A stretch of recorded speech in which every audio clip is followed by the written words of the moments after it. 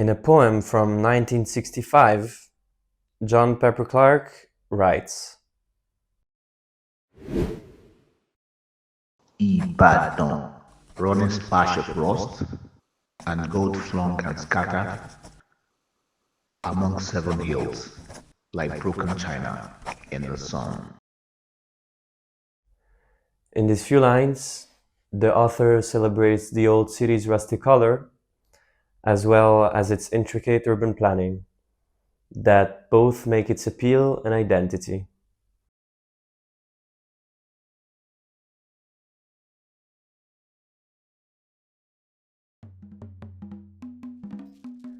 Ibadan, now the third largest city in Nigeria, emerged as a military base in the early 19th century. It then grew into an important urban and commercial center before becoming a British protectorate in 1893. In 1948, in the northern part of the city, the University of Ibadan was created by the British as the first degree awarding university in Nigeria. After independence was proclaimed in 1962, it became a self-governing institution.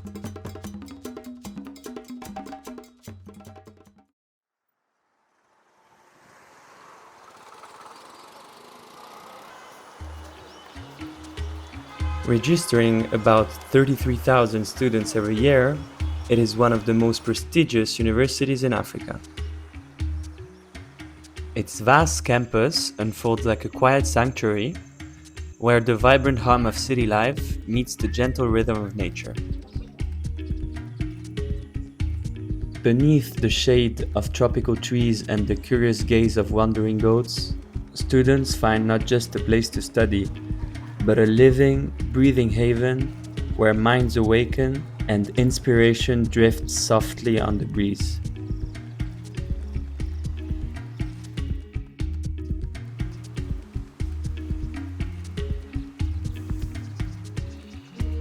It is in the Institute of African Studies that we spot our subject of interest, the French Institute for Research in Africa, also called IFRA. Established in 1990 as one of the 27 public research institutes linked to the French Ministry of Foreign Affairs, IFRA promotes research and collaboration in the social sciences between scholars in West African and European countries. As we enter IFRA's office, we meet with its director, Dr. Barbara Morovic.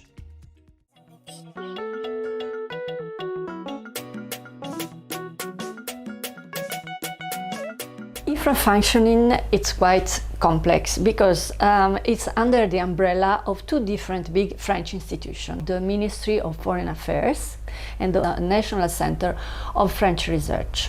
So this is a quite complex situation, but also we try to have some other kind of different budget. We apply for different projects, and then if we have this project, we manage them. IFRA purposes, the first one is to help Nigerian and West African students and scholars to have opportunity for research, either with some grants from us, either finding other kind of grants of possibility of researches. So this is concerning Nigeria first, but also other West African countries. The second one is also to make the Nigerians and West Africa know what the French research is and to link French researchers with West African researchers. And also maybe we are within the University of Ibadan, within the Institute of African Studies, and we try to collaborate as much as we can also with our colleagues from Ibadan.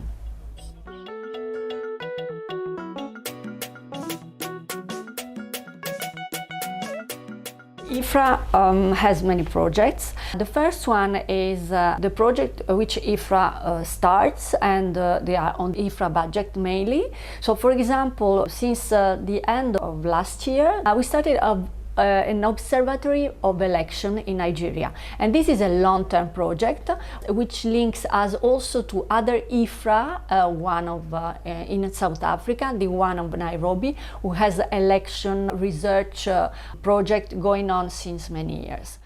Other project we're collaborating with some researchers, French and Nigerian, for example. I can give you the example of a project about patrimonialization and heritization of trees and of natural environment here, which is an important project led by Dr. Emily Guittard, and it's a big project from different West African countries, and we are really collaborating with them, but it's not our own project.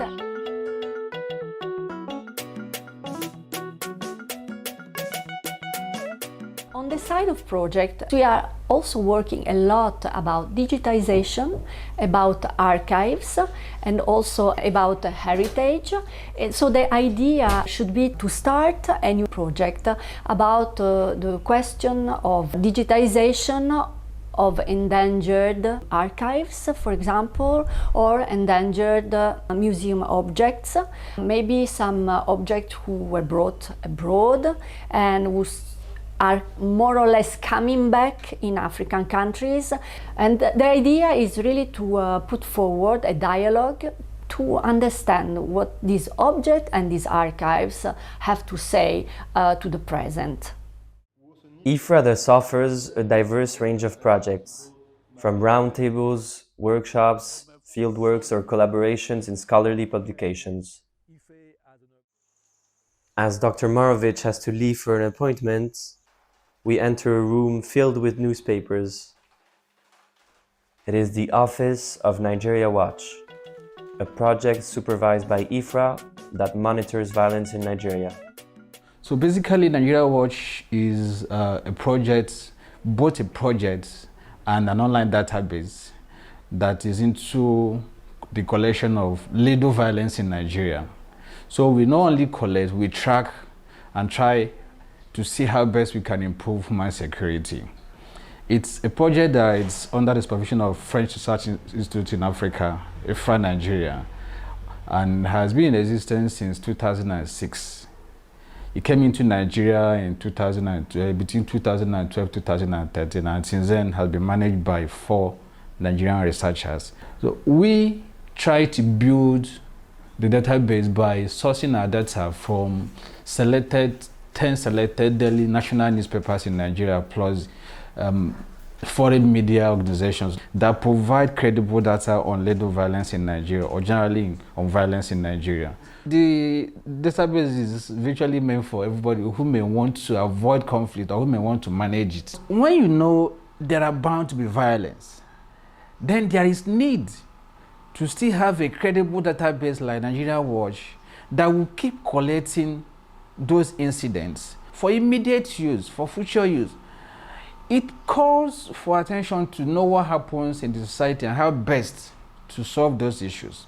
IFRA provides us with the facilities, like this office is for IFRA. They provide us with the supervision. We believe that is mutually beneficial to all of us because they provide us with support, and then we provide the database, which is still very, very important for them because they are into research too. So it's mutually beneficial to IFRA, Nigeria Watch, and every other person who may be involved in using the database.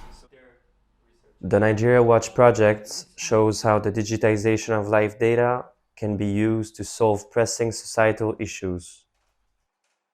But another form of digitization, the one concerning academic documents, is also central to IFRA's activities, and especially its resource center. This place, which serves both as a study area and a knowledge database for students, has become a pivotal space in the flourishing of the Institute. Well, the Resource Center, actually it used to be a library. Now we have a lot of archival resources that are actually helpful for researchers.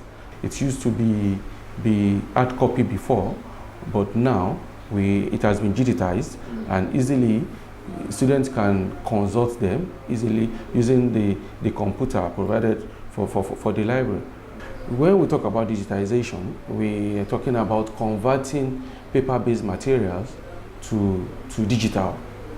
When we convert those materials, one, it will save space. The second one is, it makes your research work very easy. At any point in time, you can have it on your phone or on your laptop. And the third one, it saves costs.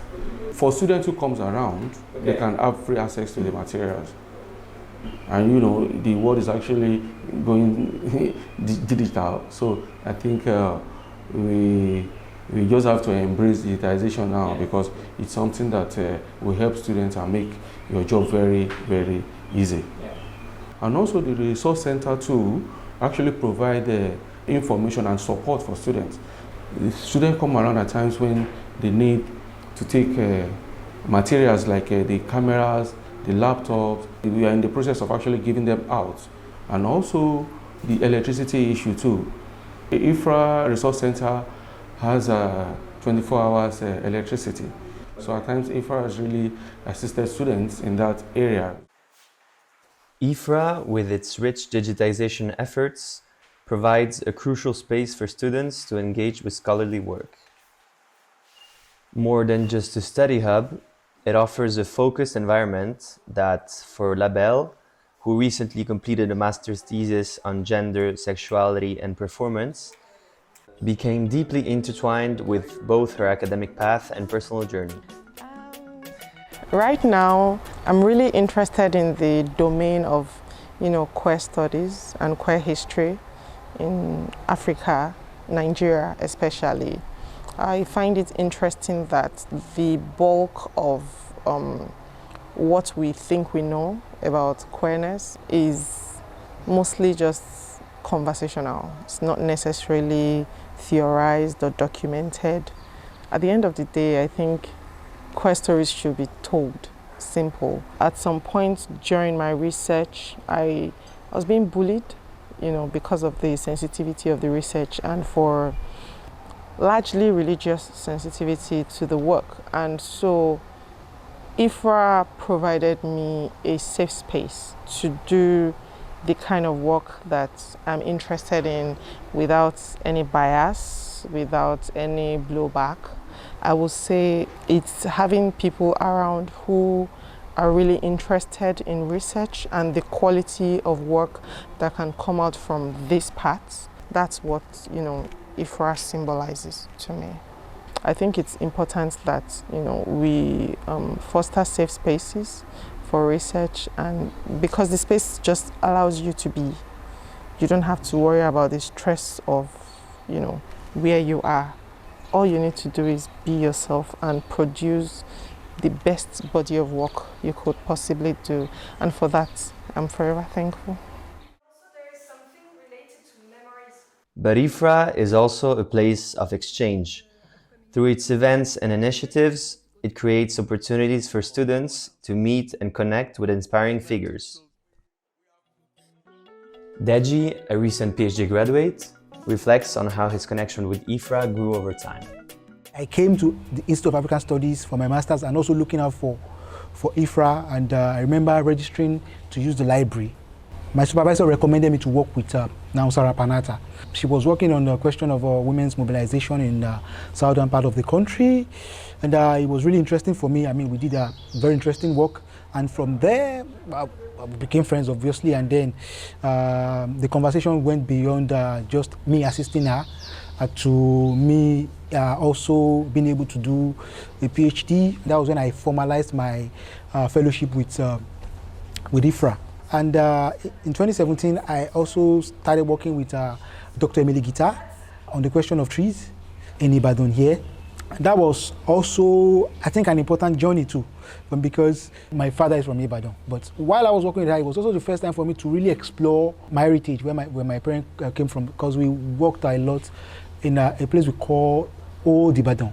These are new places now. The real core of Ibadan. Find the time to really go from one street to the other, perhaps looking for trees, and as you're looking for trees, you meet people. These people are interviewed, they talk about a lot of interesting stories. And part of my job included doing this transcription. So, while you do transcription, in a way you are reading the stories. I'm Yoruba, I have the language and all of those. It was helpful, but even for me on the side, it was interesting to really know where my father came from, for example. The functioning of IFRA thus often interacts with the life trajectories of its actors. But how about IFRA's role in academic publications?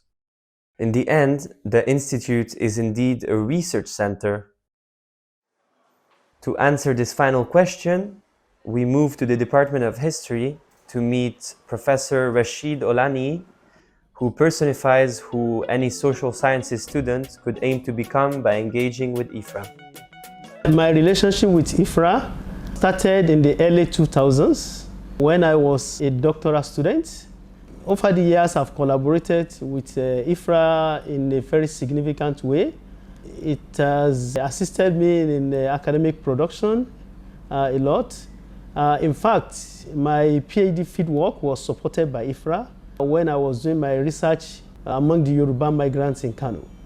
Subsequently, even after my PhD, I continued to collaborate with IFRA on a number of projects. Most significantly, IFRA sponsored my research on urban security in Kano metropolis. This was done on vigilante groups in Kano. The resources I got from IFRA allowed me to analyze and interpret this phenomenon from a very broad perspective. During that time, I've also collaborated with IFRA and other researchers from South Africa under the platform of IFAS. The collaboration led to a lot of publications. I got IFRA travel grants to attend conferences in the UK and in France. In a sense, the collaboration exposed me to multidisciplinary research methodology that I was not really working with before. My collaboration with IFRA really promoted my career. I'm expecting that there will be more publications and collaborations with IFRA scholars. Well, now that you know everything about IFRA, do not hesitate to check their latest news, publications, and projects on their website. Or you could simply pay them a visit on the university campus.